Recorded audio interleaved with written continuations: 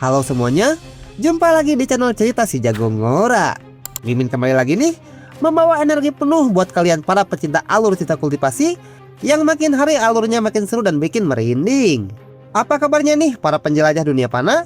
Semoga chi dan energi spiritual kalian tetap stabil ya. Karena pada kesempatan kali ini kita akan membahas kembali alur cerita Dewa Kultivasi Ganda episode ke-195. Tapi seperti biasa, sebelum masuk ke cerita utamanya, mari kita rekap dulu sedikit episode sebelumnya. Pada episode sebelumnya, kisah dibuka dengan perpisahan antara Chushu dan Suan Chiu yang masing-masing memilih jalan pengembangan sendiri. Yang dimana Chushu memilih untuk fokus membimbing Chu Tianhong dan Chu Tianxing. Setengah tahun kemudian, Chushu memanggil kedua muridnya ke puncak tebing untuk menikmati teh ilahi fajar spiritual. Chushu memutuskan meluncurkan ujian sesungguhnya bagi kedua keponakannya dan mengakhiri masa bimbingannya. Setelah melepaskan kedua muridnya, Chushu merenung dan menyadari ironi besar bahwa dirinya sendiri adalah sosok leluhur keluarga Chu dari wilayah selatan yang dulu pernah ia kritik. Menyadari kultivasinya melesat terlalu cepat hingga mencapai tingkat Raja Suci hanya dalam 2 abad, Chushu menyadari pondasi hati daonya butuh penyempurnaan mendalam. Terinspirasi oleh jejak Kaisar Semu Hua Luofei, Chushu meninggalkan keagungannya dan pergi menempa diri di dunia panah. Lalu, Chushu menyamar sebagai warga biasa, lulus ujian kekaisaran dinasti Qin sebagai peringkat pertama, dan meniti karir birokrasi hingga diangkat menjadi kanselir kiri yang sangat dihormati. Kisah chapter lalu ditutup dengan momen penuh tanda tanya ketika sang kaisar berniat menikahkan putri kerajaannya yang jelita dengan Chushu. Dan dari sinilah, perjalanan penempaan hati dao Chushu berlanjut melintasi bentangan waktu. Bagaimanakah kelanjutan ceritanya? Tanpa banyak basa-basi lagi, kita langsung saja menuju ke pembahasannya. Cerita berlanjut. Cerita pun berpindah ke 100 tahun kemudian, di mana ada sebuah gunung terlihat rumah yang sederhana dan terlihat juga ada asap di sana. Waktu bergulir tanpa suara, 1 abad berlalu dalam keheningan pegunungan yang sunyi dan terasing dari gejolak dunia. Terlihat seseorang sedang menyalakan perapian untuk membakar daun kering dan ranting yang berjatuhan di sekitar halamannya. Percikan api kecil membakar dedaunan kering, menerbangkan asap tipis ke udara seiring berlalunya sang waktu. Orang yang menyalakan perapian itu adalah Chushu yang sudah tua renta, karena sekarang dia sedang menjalani kehidupan dunia panah untuk menemukan jalan dao miliknya untuk bertambah kuat. Dalam hati dia bilang, menjalani hidup di dunia panah membutuhkan waktu beberapa dekade sampai 100 tahun. Kulitnya mengendor dan rambutnya memutih. Di balik raga tua panah ini, ada kesadaran agung yang sedang meresapi hakikat keberadaan. Dengan tatapan yang masih terlihat tajam, Chushu kembali berkata di dalam hatinya, bebas tanpa beban di masa muda, penuh gairah di masa dewasa, sibuk di usia paruh baya, kembali ke bumi di usia tua. Pada akhirnya, aku memegang secangkir tanah di tanganku. Sorot matanya tetap tajam menembus takdir, merenungi siklus kehidupan panah yang pada akhirnya kembali meluruh menjadi debu.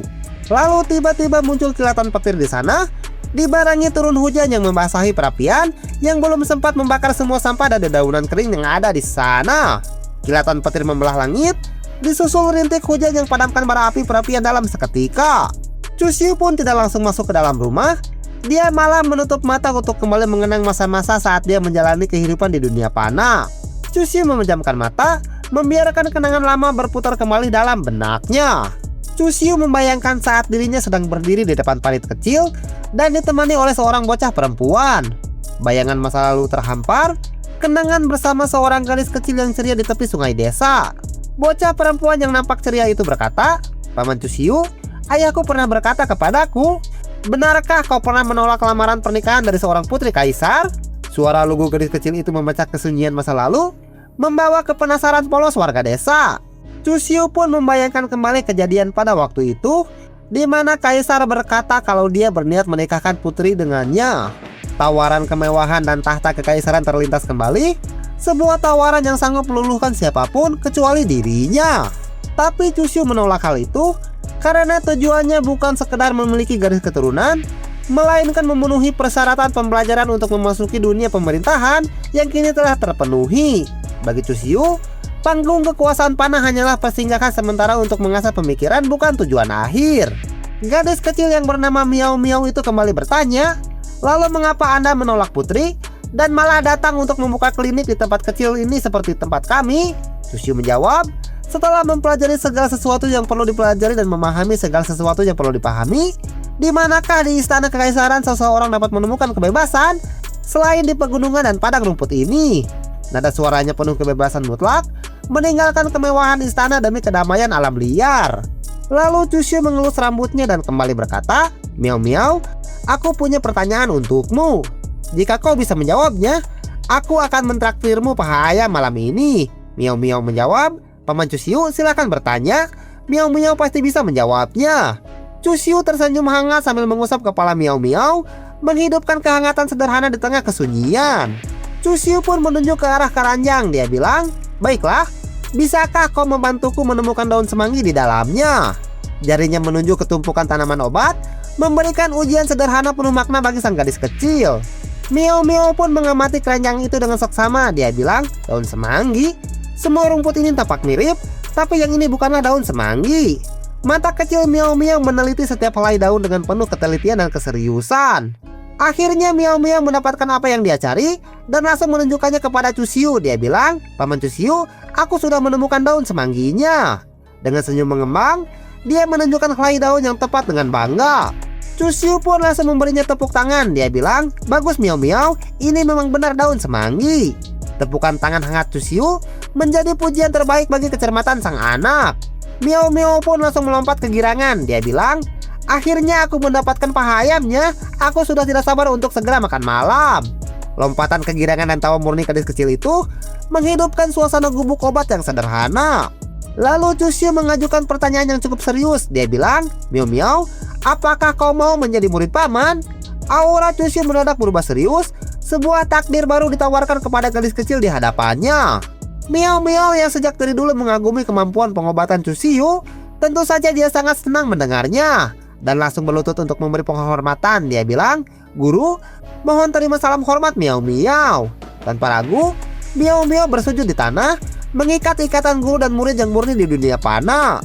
Kembali ke masa sekarang, yaitu 100 tahun kemudian semenjak Chushu mengangkat Miao Miao menjadi muridnya, dan terlihat Chushu sedang mengancam bambu untuk membuat lampion. Kembali ke masa kini, jemari tuanya yang keriput dengan telaten merangkai bilah-bilah bambu menjadi lampion.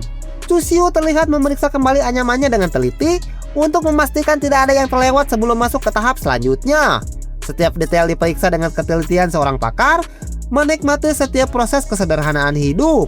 Kemudian, setelah dibalut dengan kertas, Chushu menggambar seekor burung kuning pada lampion itu agar tampak lebih menarik bagi perempuan. Goresan kuasnya membentuk lukisan burung kuning yang indah, menyatukan rasa seni dan kerajinan tangan sederhana. Akhirnya Chushu pun menyelesaikan lampionnya. Terlihat dia merasa sangat bangga karena sejak menjalani hidup di dunia panah, hal-hal kecil seperti itu sudah cukup untuk membuatnya merasa bahagia. Sebuah kepuasan batin terukir di wajah tuanya. Kebahagiaan sejati ternyata ada pada kedamaian hal-hal kecil. Sambil mengelus janggut layaknya orang tua, Chushu pun berkata, "Inilah jalan hidup, aku benar-benar menikmatinya." Napasnya berhembus perlahan. Pengalaman hidup di dunia panah telah membasuh seluruh ambisi berdarah di masa lalu. Tak lama kemudian, datang kereta kuda yang berhenti tepat di depan rumah Chushu. Sepertinya dia sedang kedatangan seorang tamu dari jauh. Derap langkah kuda memecah kesunyian. Sebuah kereta tua melintas dan berhenti tepat di halaman rumahnya. Lalu keluar dari dalam kereta kuda itu seorang nenek tua yang ditemani oleh seorang gadis muda yang membantunya untuk turun dari sana. Sosok nenek tua renta berambut putih melangkah turun perlahan dengan bantuan seorang pemudi. Nenek tua itu mengetuk pintu rumah. Dia bilang, "Guru, aku telah kembali." Suara ketukan pintu diiringi panggilan gemetar yang syarat akan kerinduan puluhan tahun. Chushu pun langsung membuka pintu dan akhirnya melihat kembali muridnya yang diangkat 100 tahun yang lalu. Miao Miao bilang, "Guru, aku datang untuk menjengukmu." Pintu terbuka. Tatapan sang guru bertemu dengan muridnya yang kini telah digerus usia menjadi seorang nenek tua. Chushu pun langsung tertawa senang. Dia bilang, "Aku senang kau akhirnya datang. Sekarang ayo masuk ke dalam." Tawarannya Chushu menyambut kehangatan sang murid, mencairkan jarak dan waktu yang pernah memisahkan mereka. Di dalam sana, Miao Miao memulai pembicaraan. "Guru, setelah aku menikah dan pergi ke Xiangyang bersama keluarga suamiku, aku harus menempuh perjalanan panjang ini. Karena ikatan keluarga menghalangiku untuk kembali menemuimu, sehingga hatiku dipenuhi dengan pikiran yang gelisah." Chushu menjawab, "Apa yang begitu menarik tentang orang tua sepertiku sehingga kau harus merasa gelisah? Selama kau baik-baik saja, itu sudah cukup bagiku." Curahan hati Miao Miao disambut kebijaksanaan tenang sang guru yang memahami kerumitan takdir manusia. Miao Miao berlinang air mata karena merasa terharu. Dia bilang, "Guru, apakah kau selalu sendirian selama bertahun-tahun ini?" Chusyu menjawab, "Aku sudah biasa hidup sendirian. Bagaimana kabarmu belakangan ini?" Air mata haru menetes di pipi keriput Miao Miao, tersentuh oleh keteguhan kesendirian sang guru. Sambil tersenyum, Miao Miao menjawab, "Aku baik-baik saja dan menjalani kehidupan kaya dan terhormat, serta rumah yang penuh dengan anak dan cucu." Senyum kedamaian terpancar dari Miao Miao saat menceritakan takdir hidupnya yang dipenuhi kebahagiaan keluarga. Miao Miao kembali berkata, "Ngomong-ngomong guru, bisakah aku mendapatkannya sekali lagi? Maksudku adalah paha ayam hasil masakanmu." Kepolosan masa kecil mendadak terbit kembali dari balik sosok nenek tua itu demi mencicipi masakan sang guru. Chusyu langsung bangkit sambil tertawa. Dia bilang, "Kau ini sudah tua tapi tetap tidak berubah. Baiklah, tunggu sebentar. Aku akan segera membuatkannya untukmu." Chusyu terkekeh geli. Kasih sayang seorang guru tak pernah luntur meski wujud muridnya telah rentak. Lalu Chusyu pergi ke dapur untuk memasak paha ayam kesukaan muridnya. Setelah sekian lama dia hidup sendirian dan menjauh dari hiruk-pikuk dunia luar. Di balik kepulan asap dapur, Chusyu dengan telaten menyiapkan santapan terakhir untuk murid panahnya. Sementara itu, langit tiba-tiba menjadi gelap karena ditutupi oleh awan hitam yang memancarkan aura kematian yang sangat pekat. Gumparan awan pekat mendadak menutupi matahari. Hawa membunuh dan niat jahat mengerikan mencekok bumi. Rupanya, awan hitam itu terbentuk dari banyaknya suku barbar dan ras iblis yang memasuki wilayah manusia. Salah seorang dari mereka berkata, "Saudara-saudara sekalian, mari kita korbankan seluruh kota untuk memurnikan pil darah." Bencana besar melanda. Pasukan iblis barbar mengamuk, berniat membantai seluruh jiwa panah demi pil darah terkutuk. Para warga pun banyak yang menjadi korban akibat kekejaman mereka, sehingga membuat keadaan menjadi kacau, dan para warga pun langsung berlarian untuk menyelamatkan diri. Mereka bilang, "Cepat lari, ras iblis datang menyerang." Jeritan histeris membumbung tinggi. Pembantaian kejam mengubah kedamaian desa menjadi neraka di atas bumi. Miao Miao yang mendengar kabar itu, dia langsung memberitahukannya kepada Chusyu. "Guru, sesuatu yang mengerikan telah terjadi. Para iblis datang. Cepat, kita harus bersembunyi." Miao Miao panik setengah mati. Rasa takut melingkupi jiwanya saat bahaya iblis sudah di depan mata. Tapi Chusyu yang merupakan Old Demon Chu, dia malah bersikap santai sambil menyelesaikan masakannya. Dia bilang, "Jangan khawatir, paha ayamnya akan segera siap." Miao Miao kembali berkata, "Sekarang bukan waktunya untuk itu. Kita akan memasaknya kembali setelah para iblis itu pergi." Ketakutan duniawi tak bergeming sedikit pun di hadapan Chusyu. Tangannya tetap tenang membalikan masakan di atas kuali. Chusyu tetap menghiraukannya. Dia bilang, "Mengapa kau panik seperti itu? Sekarang paha ayamnya sudah matang. Aku akan segera menghidangkannya untukmu." Sikap dingin dan acuh terhampar. Baginya, paha ayam sang murid jauh lebih penting daripada ancaman ribuan iblis. Lalu Chusyu pun menyajikannya. Dia bilang, "Sekarang sudah siap. Segera makan selagi hangat." Miao Miao menjawab, "Tapi guru, bagaimana dengan klan iblisnya?" Hidangan paha ayam tersaji hangat. Sebuah kontras yang aneh di tengah teriakan kematian di luar sana. Kemudian Chusyu pergi menuju keluar. Dia bilang, "Miao Miao, makanlah perlahan, karena tidak akan yang berebut denganmu." Chusyu berbalik pelan. Langkah kakinya menuju pintu membawa tekanan rahasia yang perlahan terbangun. Setelah Miao Miao mengikutinya keluar, dia tampak sangat terkejut karena melihat gurunya yaitu Chusyu mulai terbang pergi dari sana. Mata Miao Miao terbelalak lebar. Sosok guru tua yang ringkih mendadak melayang ringan menembus gravitasi. Dengan wajah yang terlihat sangat pucat, dia bilang, "Guru, apakah kau adalah?" Napasnya tercengang di tenggorokan. Kebenaran mengejutkan tentang identitas gurunya mulai terkuak di depan mata. Chusyu pun melayang di udara dan berhenti sejenak sambil memandangi langit, yang menunjukkan kewibawaannya sebagai sang Old Demon Chu yang pernah menjadi legenda. Aura keemasan meledak. Wujud kakek tua meluruh, mengganti keagungan sang iblis tua Chu yang menggetarkan jagat raya. Dari belakang Chusyu tampak sedang tersenyum, tapi dia tidak lagi menoleh ke belakang ke arah Miao Miao yang sedang memanggilnya. Senyuman tipis terukir.